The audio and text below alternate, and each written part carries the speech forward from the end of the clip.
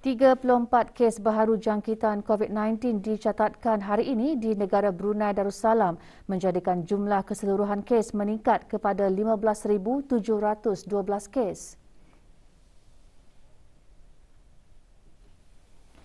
Kementerian Kesihatan dalam siaran akhbarnya memaklumkan 18 daripada kes tersebut adalah kes tempatan, manakala 16 kes import. Sementara itu, 4,001 ujian makmal dilaksanakan dalam tempoh 24 jam, manakala kadar kes positif 0.85%. Sementara itu, 239 kes aktif di keseluruhan direkodkan setelah 7 kes sembuh dicatatkan, menjadikan jumlah keseluruhan kes sembuh 15,371, manakala kadar penggunaan katil di kesemua pusat pengasingan adalah 5.9%.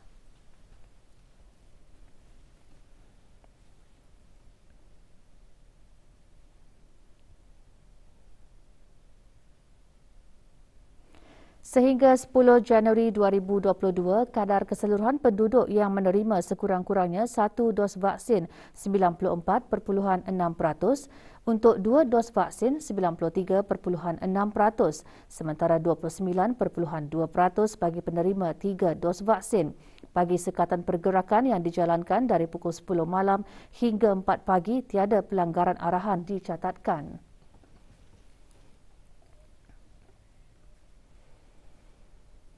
Negara Brunei Darussalam mencatatkan nilai jumlah perdagangan RM2,268.4 juta pada bulan Oktober 2021, iaitu peningkatan 54.3% daripada RM1,470 juta pada bulan yang sama tahun 2020. Bagi perubahan bulan ke bulan pula, jumlah perdagangan bagi bulan Oktober 2021 menurun 3.3% berbanding bulan September 2021.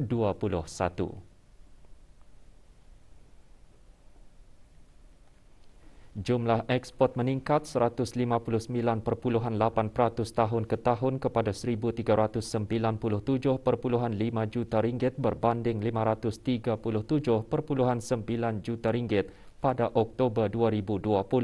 Ini terutamanya disebabkan oleh peningkatan ekspor bahan api galian dan ekspor kimia.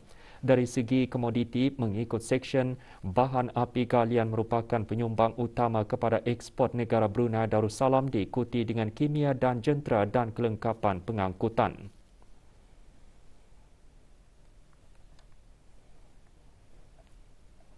Pasaran ekspor utama pada bulan Oktober 2021 adalah Republik Rakyat China, diikuti Australia dan Singapura.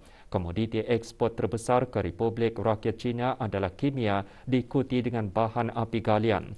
Manakala ekspor terbesar ke negara Australia dan Singapura adalah bahan api galian. Bagi import pula, jumlah nilai menunjukkan penurunan kepada RM870.9 juta pada Oktober 2021 daripada RM932.1 pada Oktober 2020, terutamanya disebabkan oleh penurunan import jentera dan kelengkapan pengangkutan dan kimia. 5 komoditi import utama pada bulan ini adalah bahan api galian, diikuti oleh jentera dan kelengkapan pengangkutan, makanan, barang-barang keluaran kilang dan kimia.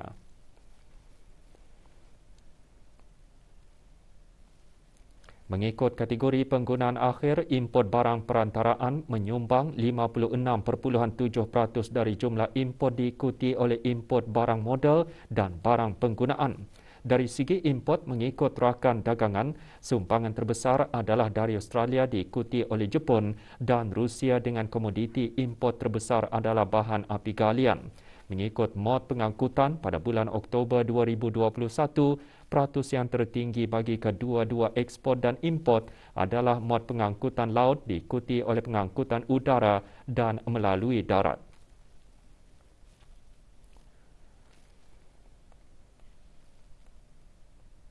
Perangkaan perdagangan barangan antarabangsa bagi negara Brunei Darussalam menggunakan General System bagi merekodkan perangkaan perdagangan yang meliputi import, ekspor domestik dan ekspor semula. Laporan penuh IMTS bagi bulan Oktober 2021 boleh didapati melalui laman sesawang JPES di www.deps.gov.bn.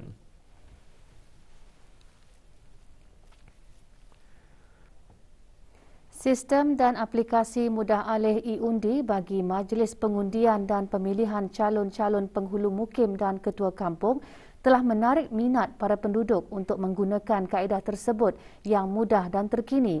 Perkara itu antara dijelaskan semasa taklimat pemberigaan mengenai sistem berkenaan yang diadakan pagi tadi. Taklimat dianjurkan oleh Kementerian Hal Ehwal Dalam Negeri dan Jabatan Daerah Tutong khusus bagi ahli-ahli Majlis Perundingan Mukim dan Kampung di daerah berkenaan. Awang Muhammad Amirul Hadi bin Haji Muhammad Tajuddin, pemangku Pegawai Daerah Tutong, dalam ucapannya antara lain menjelaskan pemberigaan bertujuan bagi menyebarluaskan lagi maklumat mengenai sistem dan aplikasi berkenaan kepada penduduk-penduduk kampung melalui ahli-ahli Majlis Perundingan Mukim dan Kampung.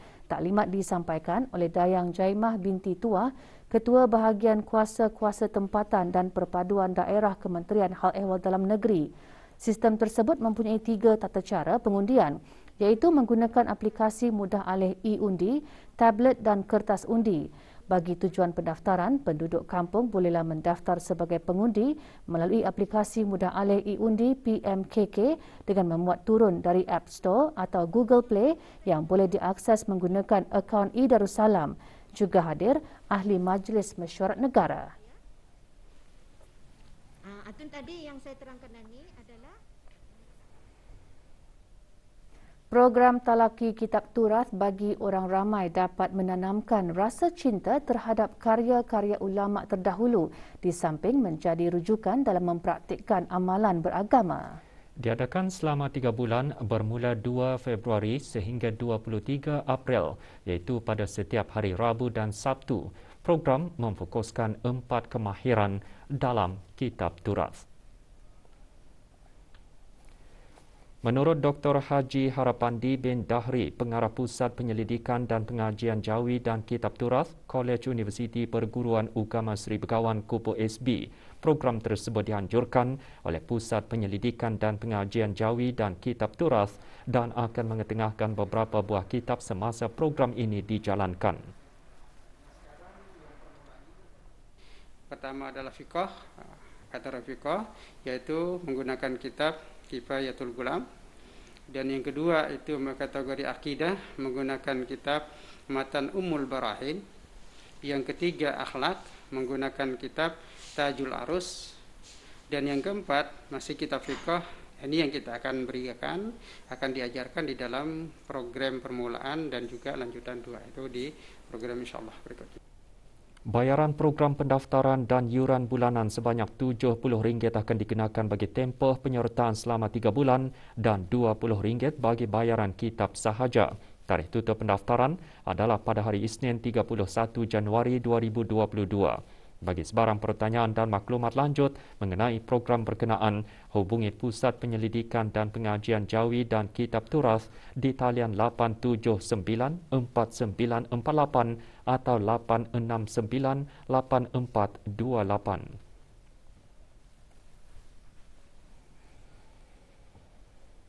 Kementerian Hal Ehwal Ugama melalui bahagian peperiksaan Jabatan Pengajian Islam selaku urus setia Lembaga Peperiksaan Pelajaran Ugama Brunei dengan kerjasama bahagian teknologi maklumat memaklumkan pendaftaran bagi mendapatkan keputusan peperiksaan pemilihan calon ke Sekolah Arab 1442 Hijrah 2021 Masihi akan mula dibukakan.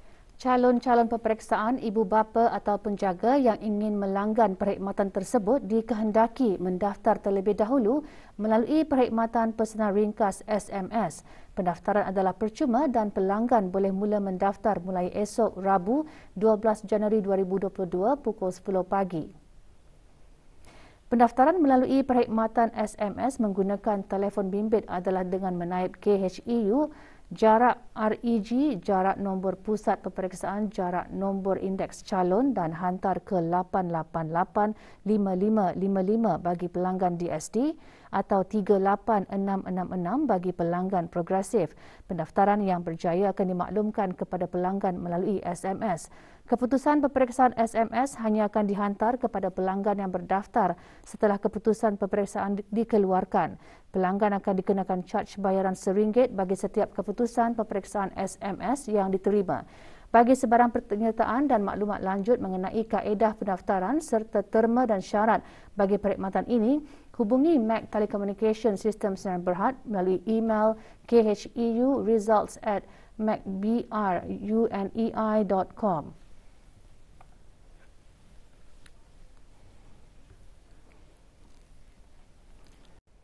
Seorang perempuan tempatan serta seorang perempuan dan seorang lelaki warga negara asing ditahan oleh pihak polis kerana dipercayai terlibat dalam menjalankan aktiviti tidak bermoral. Penahanan dibuat semasa serbuan oleh Unit Siasatan Penumpasan Perjudian dan Pencegahan Maksiat Jabatan Siasatan Jenayah Pasukan Polis Diraja Brunei di 2 bilik sewa berasingan di Kampung Beribi kemarin.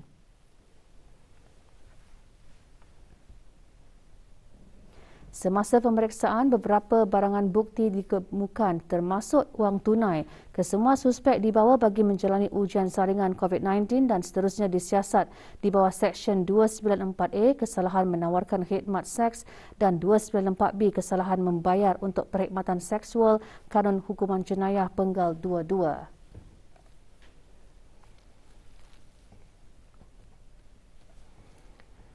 Mahkamah Magistrate Bandar Seri Begawan hari ini menjatuhi hukuman penjara selama 13 bulan ke atas seorang lelaki warga negara Bangladesh atas kesalahan memiliki rokok pelbagai jenis dan wang tunai.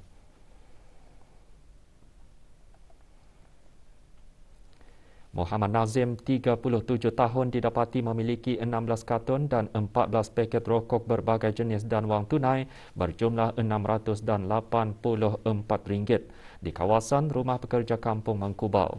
Tertuduh mengaku bersalah dan dijatuhi hukuman denda RM13,000 dan RM760 atau 13 bulan pemenjaraan jika gagal membayar denda. Mahkamah memerintahkan tertuduh untuk menjelaskan denda pada hari tertuduh didakwa. Tertuduh gagal membayar denda tersebut dan diarahkan untuk menjalani pemenjaraan selama 13 bulan bermula hari ini. Kesemua barang yang terlibat, iaitu rokok, dihukum rampas untuk dimusnahkan dan wang tunai hasil penjualan rokok dihukum rampas.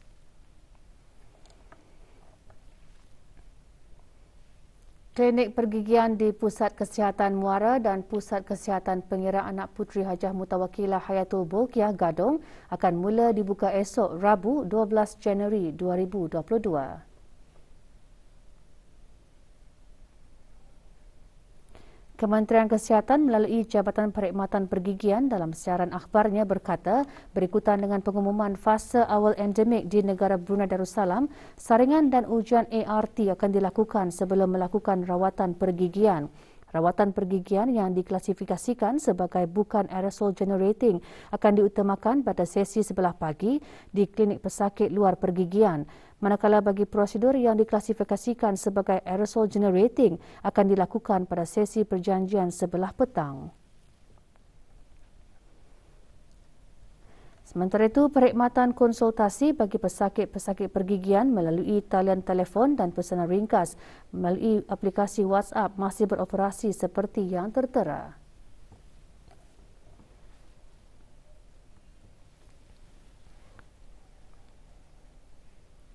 Beberapa kawasan akan mengalami gangguan bekalan air atau tekanan air rendah esok Rabu 12 Januari 2022 bermula dari pukul 9 malam hingga kerja-kerja selesai.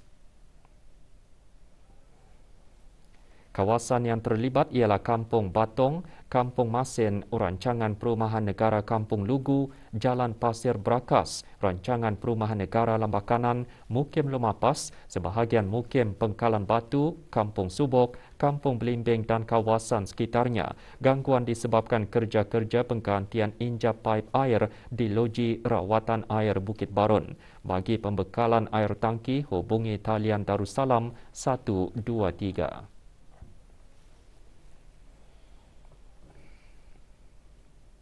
Separuh jalan di Lebuh Raya Muara Tutong berdekatan kilometer 94.4 hingga kilometer 94.3 Hala Tutong akan ditutup sementara bermula hari Khamis 13 Januari hingga hari Sabtu 15 Januari. Penutupan bermula dari pukul 8 pagi hingga 6 petang. Penutupan sementara adalah bagi membolehkan kerja-kerja pemotongan pokok di tepi jalan raya berkenaan dapat dilaksanakan. Jabatan Kerja Raya Kementerian Pembangunan dalam pada itu mengingatkan para pengguna untuk berhati-hati apabila melalui kawasan tersebut di samping mematuhi tanda-tanda lalu lintas dan mematuhi had laju yang dibenarkan demi mengelakkan perkara-perkara yang tidak diingini berlaku.